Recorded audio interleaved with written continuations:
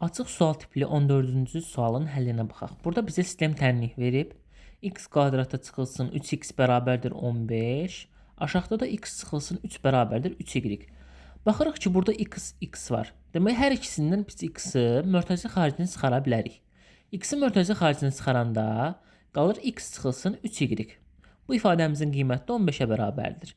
Çünki burada baxırsınız, x-i x-ə vuranda eləyir x kvadratı. X-i mənfi 3y vuranda da eləyir mənfi 3xy. Aşağıda isə baxırsınız ki, yuxarıdakı biz bu mörtəzə xaricinə çıxardıq da, düzdür. Bu mörtəzə xaricinə çıxaranda yuxarıda x çıxılsın 3y qalır.